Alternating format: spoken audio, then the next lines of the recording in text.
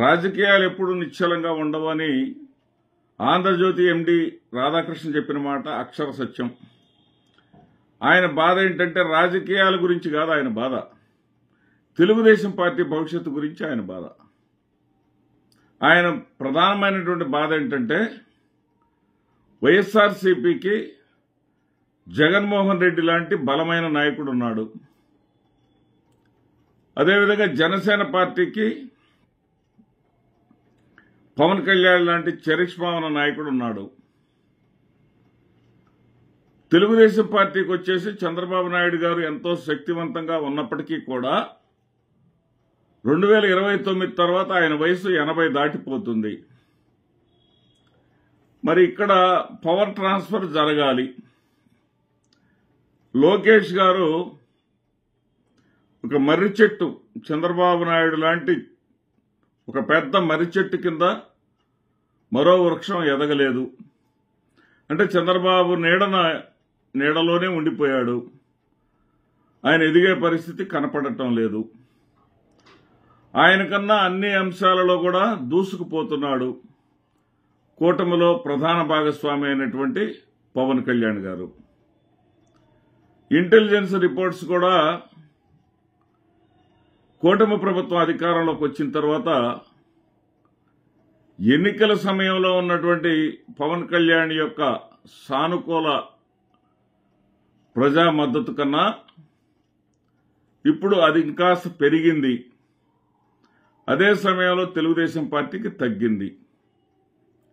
ఎందుకంటే పవన్ కళ్యాణ్ గారు చాలా తెలివిగా, చాలా జాగ్రత్తగా ఏదైనా సరే కూటమి ప్రభుత్వానికి ప్లస్ ఏదన్నా ఉందంటే దాన్ని ఓన్ చేసుకోవడానికి మాత్రం ముందుకు వస్తున్నారు. కూటమి ప్రభుత్వానికి ఏదైనా మైనస్ ఉందంటే మాత్రం ఆ పాపం కూటమి నెత్తి మీదే, అంటే తెలుగుదేశం పార్టీ నెత్తి మీదే పెట్టేసి తాను మాత్రం పవిత్రుణ్ణి అనేటటువంటి స్థితిలో ఆయన ఉన్నాడు. మనం చాలా చూసాం. లడ్డూ విషయం తీసుకుందాం. లడ్డూలో ఏదో కల్తీ జరిగిందనగానే ఆయన సాక్షాత్తు సనాతన అవతారం ఎత్తేశాడు, మెట్లను శుద్ధి చేశాడు. అంటే భారతీయ జనతా పార్టీలో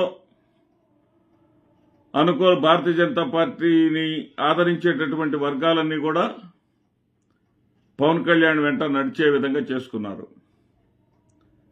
అదేవిధంగా సీజ్ ద షిప్ అంటూ బియ్యం పైన హడావుడి చేశాడు. అదేవిధంగా వైసీపీ హయాంలో మనం గొడవ చేయటమే కానీ, మనం గోల చేయటమే కానీ తిరుమలలో ఏ విధమైనటువంటి ప్రాణ నష్టం జరగలేదు. ఆఖరికి కరోనా కష్టకాలంలో కూడా చాలా నైపుణ్యంగా, చాకచక్యంగా జగన్మోహన్ రెడ్డి గారు మంచి పరిపాలన అందించారు. కరోనా సమయంలో కూడా ఒక్క మరణం కూడా జరగకుండా చర్యలు తీసుకున్నాడు. అలాంటిది తొక్కిసలాట కారణంగా ఏకాదశి టోకెన్ల ఇష్యూలో 6 చనిపోవటం అనేటటువంటి మహా అపచారం జరిగిపోయింది, ఘోరమైనటువంటి అపచారం జరిగిపోయింది. దీనికి నేనే క్షమాపణ చెప్తున్నాను. మరి టీడీపీ అంటే చంద్రబాబు నాయుడు గారు నియమించినటువంటి చైర్మన్ గారికి కానీ, అక్కడ ఉండేటటువంటి ఈ జేఓ గారికి కానీ, జేఈఓకి కానీ, వాళ్ళకి ఎవరికి కూడా ఏ విధమైనటువంటి ఆప్షన్ లేదు. వాళ్ళు కూడా క్షమాపణ చెప్పి తీరాల్సిందని చెప్పేసి పవన్ కళ్యాణ్ గారు పట్టుబట్టేశారు.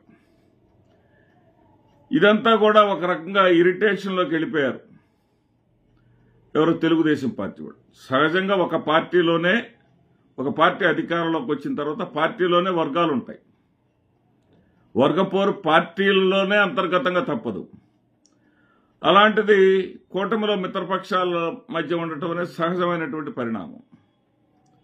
కూటమిలో ఉండేటటువంటి 2 పక్షాలు ఏ పక్షానికి ఆ పక్షం బలపడాలని కోరుకోవటం రాజకీయంగా అత్యంత ఆవశ్యకమైనటువంటి విషయం.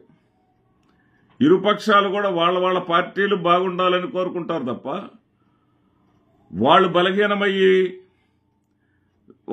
వేరే పార్టీకి బలపడేటటువంటి అవకాశం వాళ్ళు ఇవ్వరు.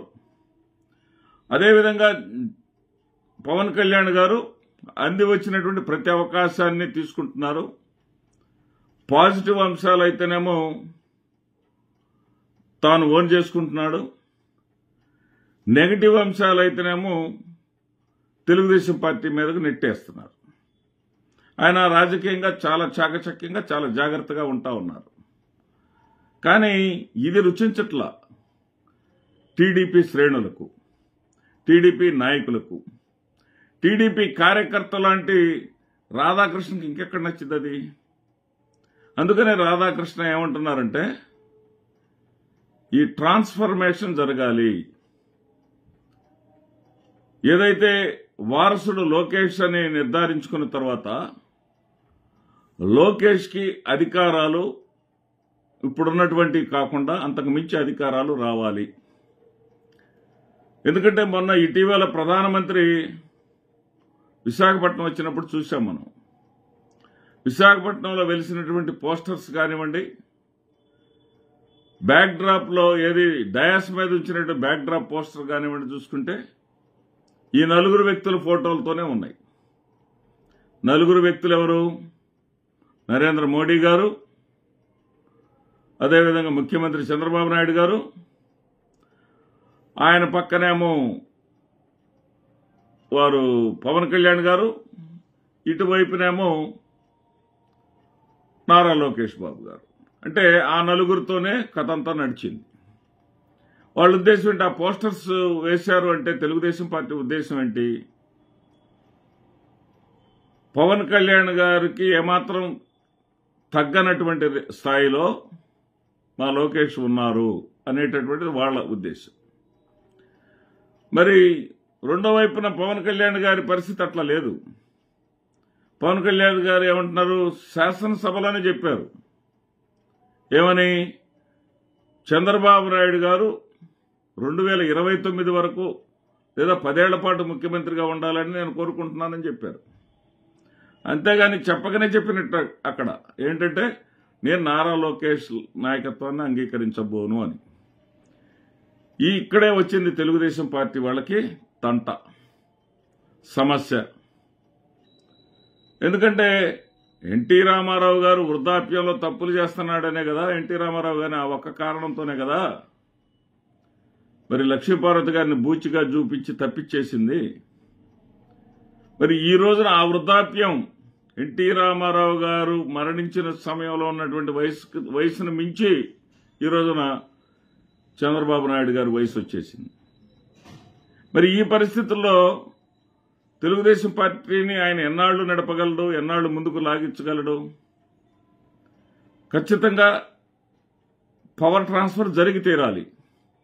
ఆ పవర్ ట్రాన్స్ఫర్ జరగాలి అంటే చంద్రబాబు నాయుడు గారి తర్వాత స్థానంలో నారా లోకేష్ ఉండాలి. చంద్రబాబు నాయుడు గారి తర్వాత స్థానంలో నారా లోకేష్ గారు ఇప్పుడు లేరుగాక లేరు. మరి ఎలా ఉంది పరిస్థితి అంటే బాగా పుంజుకొని ఎన్నికల ముందు ఉన్న దానికన్నా కూడా చాలా శక్తివంతుడుగాను బలవంతుడుగాను మారాడు పవన్ కళ్యాణ్ గారు. ఇది ఏమాత్రం రుచించట్లేదు తెలుగుదేశం పార్టీ శ్రేణులకు, తెలుగుదేశం పార్టీ అభిమానులకు, పరమ భక్తులకు. వాళ్ళందరూ కోరుకునేది ఏంటంటే ఉప ముఖ్యమంత్రి పదవి నారా లోకేష్కి ఇవ్వాలి. నారా లోకేష్కి ఉప ముఖ్యమంత్రి పదవి ఇచ్చినప్పుడే బ్యాలెన్స్ అవుతుంది. అప్పుడు ఉప ముఖ్యమంత్రి పదవి డైల్యూట్ అవుతుంది అనేది వాళ్ళ ఆశ, వాళ్ళ కోణంలో.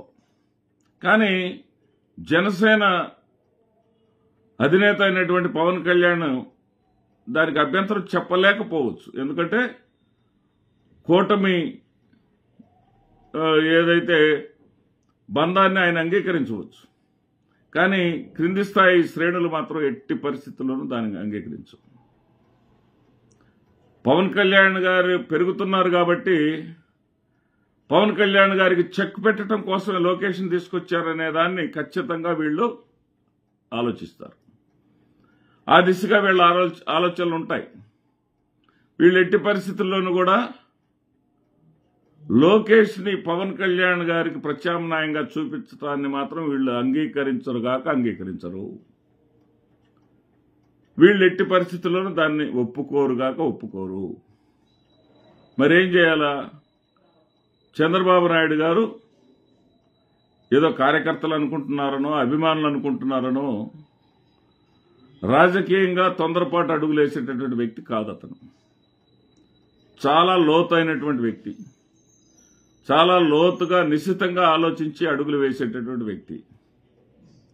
కానీ ఆయనకు కూడా ఒక నిర్ణయం తీసుకోక తప్పని పరిస్థితులు మాత్రం, ఒత్తిడి మాత్రం శ్రేణుల నుంచి వస్తూ ఉందన్నది కాదనలేని సత్యం. ఆ ఒత్తిడి మేరకు ఖచ్చితంగా తప్పనిసరి పరిస్థితుల్లో నారా లోకేష్ గారిని ఉప ముఖ్యమంత్రి చేసి తీరాల్సిందే. లేదా ఒకే ఒక ప్రత్యామ్నాయం ఉంది దీనికి. ప్లాన్ బి అంటామే, ఆ ప్లాన్ బి ఉంది. ఏంటంటే తెలుగుదేశం పార్టీ రాష్ట్ర అధ్యక్షుడిని చేయటం. ఇప్పుడేదో రాష్ట్ర అధ్యక్షుడిగా విశాఖపట్నంలో భారీ మెజార్టీతో గాజువాక నుంచి గెలిచినటువంటి పల్లా శ్రీనివాస్ ఉన్నారు. అతనిని తెలుగుదేశం పార్టీ అధ్యక్ష పదవి నుంచి తప్పించి నారా చంద్రబాబు నాయుడు గారికి తెలుగుదేశం పార్టీ అధ్యక్ష పదవి ఇవ్వాలి అని ప్లాన్ బి ఉంది.